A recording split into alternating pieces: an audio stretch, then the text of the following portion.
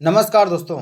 स्वागत है आप सभी का हमारे चैनल भक्ति ज्ञान में। दोस्तों आज मैं आपको अन्नपूर्णा माता की व्रत कथा सुना रहा हूँ, जिसके सुनने से घर में अन्न धन के भंडार भर जाते हैं और सभी मनोकामनाएं पूर्ण होती हैं। एक समय की बात है कि काशी निवासी धनंजय की पत्नी का नाम सुलक्षणा था। उसे अन्य सब सुख प्राप्त थे, केवल निर्धनता ही उसके दुख का कारण थी। यह दुख उसे हर समय सताता था। एक दिन सुलक्षणा पति से बोली, स्वामी आप कुछ उद्यम करो तो काम चले। इस प्रकार कब तक काम चलेगा? सुलक्षणा की बात धनंजय के मन में बैठ और वह उसी समय विश्वनाथ शंकर जी को प्रसन्न करने के लिए बैठ गया और कहने लगा, हे देवादिदेव विश्वेश्वर, मुझे पूजा पाठ कुछ आता नहीं है, केवल तुम्हारे भरोसे बैठा हूँ। इतनी विनती करके वह 2-3 दिन भूखा प्यासा बैठा रहा। यह देखकर भगवान शंकर ने उसके कान में अन्नपूर्णा अन्नपूर्णा अन्नपूर्णा इस प्रकार 3 बार कहा। यह कौन है, क्या कह गया? इसी सोच में धनंजय पड़ गया कि मंदिर में आते ब्राह्मणों को देखकर पूछने लगा, पंडित जी अन्नपूर्णा कौन है? ब्राह्मणों ने कहा, तू अन्न छोड़ बैठा है, सो तुझे अन्न की ही बात सूझती है। जा घर जाकर अन्न ग्रहण कर। धनंजय घर गया, स्त्री से सारी बात कही। वह बोली, नाथ चिंता मत करो, स्वयं शंकर जी ने यह मंत्र दिया है, वे स्वयं ही खुलासा करेंगे। आप फिर जाकर उनकी आराधना करो। धनंजय फिर जैसा का तैसा पूजा में बैठ गया। रात्रि में शंकर जी ने आज्ञा दी, कहा तू पूर्व दिशा में चला जा। वह अन्नपूर्णा का नाम जपता जाता और रास्ते में फल खाता, झरनों का पानी पीता जाता। इस प्रकार कितने ही दिनों तक चलता गया। वहां उसे चांदी सी चमकती वन की शोभा देखने में आई। सुंदर सरोवर देखने में या उसके किनारे कितनी ही अप्सराएं झुंड बनाकर बैठी थीं। एक कथा कहती थीं और सब मां अन्नपूर्णा इस प्रकार बार बार कहती थीं। यह अगहन मास की उजेली रात्रि थी और आज से ही व्रत का आरंभ था। जिस शब्द की खोज करने वह निकला था, वह उसे वहां सुनने को मिला। धनंजय ने उनके पास जाकर पूछा, हे देवियों, आप यह क्या करती हो? उन सब ने कहा, हम सब मां अन्नपूर्णा का व्रत करती हैं। व्रत करने से और पूजा करने से क्या होता है? यह किसी ने किया भी है? इसे कब किया जाए? कैसा व्रत है और मैं किस विधि से कर सकता हूँ? मुझसे भी कहो। वे कहने लगी, इस व्रत को सब कोई कर सकते हैं। 21 दिन तक के लिए 21 गांठ का सूत लेना चाहिए। 21 दिन यदि ना बने तो एक दिन उपवास करें। यह भी ना बने तो केवल कथा सुनकर प्रसाद लें। निराहार रहकर कथा कहे, कथा सुनने वाला कोई ना मिले तो पीपल के पत्तों को रख, सुपारी या घृत कुमारी गुवार पाठ वृक्ष को सामने कर, दीपक को साक्षी कर, सूर्य गाय तुलसी या महादेव को बिना कथा सुनाए मुख में दाना न डाले। यदि भूल से कुछ पड़ जाए तो एक दिवस फिर उपवास करें। व्रत के दिन क्रोध ना करें और झूठ ना बोले। धनंजय बोला, इस व्रत के करने से क्या होगा? वे कहने लगी, इसके करने से अंधों को नेत्र मिले, लूलों को हाथ मिले, निर्धन के घर धन आए, बांझी को संतान मिले, मूर्ख को विद्या आए। जो जिस कामना से व्रत करे माँ उसकी इच्छा पूरी करती है।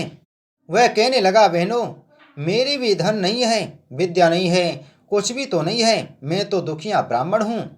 मुझे इस व्रत का सूत दोगी? हाँ भाई, तेरा कल्याण हो, तुझे देंगी, ले इस व्रत का मंगल सूत्र ले। धनंजय ने व्रत किया। व्रत पूरा हुआ तभी सरोवर में से 21 खंड की स्वर्ण सीढ़ी हीरा मोती जड़ी हुई प्रकट हुई। धनंजय जय अन्नपूर्णा अन्नपूर्णा कहता जाता था। इस प्रकार कितनी ही सीढ़ियां उतर गया तो क्या देखता है कि करोड़ों सूर्य के प्रकाशमान अन्नपूर्णा का मंदिर है। उसके सामने स्वर्ण सिंहासन पर माता अन्नपूर्णा विराजमान है। सामने भिक्षा हेतु शंकर भगवान खड़े हुए हैं। देवांगना चवर डुलाती हैं। कितनी ही हथियार बांधे पैरा देते हैं। धनंजय दौड़कर जगदम्बा के चरणों में गिर गया। देवी उसके मन का कलेश जान गई। धनंजय कहने लगा, माता आप तो अंतर्यामी हो, आपको अपनी दशा क्या बताऊं? माता बोली, मेरा व्रत किया है, जा संसार तेरा सत्कार करेगा। माता ने धनंजय की जिह्वा पर बीज मंत्र लिख दिया। अब तो उसके रोम रोम में विद्या प्रकट हो गई। इतने में क्या दिखता है कि वह काशी विश्वनाथ के मंदिर में खड़ा है। माँ का वरदान ले धनंजय घर आया। सुलक्षणा से सब बात कही। माता जी की कृपा से उसके घर में संपत्ति उमड़ने लगी। छोटा सा घर बहुत बड़ा गिना जाने लगा। जैसे शहद के छत्ते में मक्खियां जमा होती हैं, उसी प्रकार अनेक संगी संबंधी आकर उसकी बड़ाई करने लगे। कहने लगे, इतना धन और इतना बड़ा घर, सुंदर संतान नहीं हो तो इस कमाई का कौन भोग करेगा। सुलक्षणा से संतान नहीं है, इसलिए तुम दूसरा विवाह करो। अनिच्छा होते हुए भी धनंजय को दूसरा विवाह करना पड़ा और सती सुलक्षणा को सौत का दुख उठाना पड़ा। इस प्रकार दिन बीतते गए। फिर अगहन मास आया। नए बंधन से बंधे पति से सुलक्षणा ने कहलाया कि हम व्रत के प्रभाव से सुखी हुए हैं, इस कारण यह व्रत छोड़ना नहीं चाहिए। यह माता जी का प्रताप है जो हम इतने संपन्न और सुखी हैं। सुलक्षणा की बात सुन धनंजय उसके यहाँ आया और व्रत में बैठ गया। नई बहू को इस व्रत की खबर नहीं थी। वह धनंजय के आने की राह देख रही थी। दिन बीतते गए और व्रत पूर्ण होने में 3 दिवस बाकी थे कि नई बहू को खबर पड़ी। उसके मन में ईर्ष्या की ज्वाला देख रही थी। सुलक्षणा के घर आ पहुंची और उसने वहां भगदड़ मचा दी। वह धनंजय को अपने नए घर में साथ ले गई। नए घर में जाते ही धनंजय को थोड़ी देर के लिए निंदा ने आ दबाया। इसी समय नई बहू ने उसका व्रत का सूत तोड़कर आग में फेंक दिया। अब तो माता जी का कोप जाग गया। घर में अकस्मात आग लग गई। सब कुछ जलकर खाक हो गया। सुलक्षणा जान गई और अपने पति को फिर अपने घर ले आई। नई बहू रूठ कर पिता के घर जा बैठी। पति को परमेश्वर मानने वाली सुलक्षणा बोली, नाथ घबराना नहीं, माता जी की कृपा अलौकिक है। पुत्र कुपुत्र हो जाता है पर माता कुमाता नहीं होती। अब आप श्रद्धा और भक्ति से आराधना शुरू करो, वे जरूर हमारा कल्याण करेंगी। धनंजय फिर माता के पीछे पड़ गया।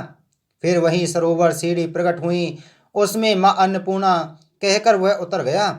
वहां जा माता जी के चरणों में रुदन करने लगा। माता प्रसन्न हो बोली, यह मेरी स्वर्ण की मूर्ति ले, उसकी पूजा करना, तू फिर सुखी हो जाएगा। जा, तुझे मेरा आशीर्वाद है। तेरी स्त्री सुलक्षणा ने श्रद्धा से मेरा व्रत किया है, मैंने उसे पुत्र दिया है। धनंजय ने आंखें खोली तो खुद को काशी विश्वनाथ के मंदिर में खड़ा पाया। वहां से फिर उसी प्रकार घर को आया।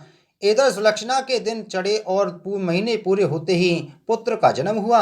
गांव में आश्चर्य की लहर दौड़ गई। मानता आने लगा।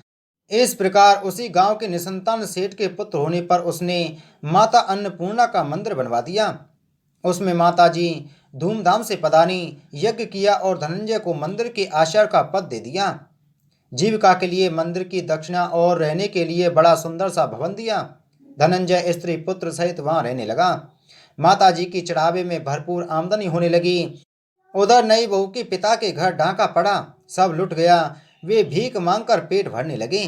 सुलक्षणा ने यह सुना तो उन्हें बुला भेजा, अलग घर में रख लिया और उनके अन्न वस्त्र का प्रबंध कर दिया। धनंजय, सुलक्षणा और उसका पुत्र माता जी की कृपा से आनंद में रहने लगे। हे अन्नपूर्णा माता, जैसे आपने उस ब्राह्मण के अन्न धन से भंडार भर दिए पुत्र दिया, वैसे सभी को देना। आइए सुनते हैं अन्नपूर्णा माता की दूसरी कहानी। प्राणों के अनुसार जब पृथ्वी पर पानी एवं अन्न खत्म होने लगा, तब लोगों में हाहाकार मच गया। इस त्रासदी के कारण सभी ने ब्रह्मा एवं विष्णु भगवान की आराधना की तथा अपनी समस्या कही। तब दोनों भगवानों ने शिवजी को योग निंद्रा से जगाया तथा संपूर्ण समस्या से अवगत कराया। समस्या की गंभीरता को जान इसके निवारण के लिए स्वयं शिव ने पृथ्वी का निरीक्षण किया। उस समय माता पार्वती ने अन्नपूर्णा देवी का रूप लिया।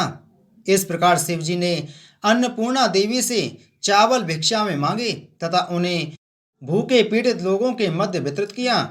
इस प्रकार उस दिन से पृथ्वी पर अन्नपूर्णा जयंती का पर्व मनाया जाता है। इससे मनुष्य के अन्न के प्रति आदर का भाव जागृत होता है तथा वे अन्न का संरक्षण करने के लिए प्रेरित होते हैं।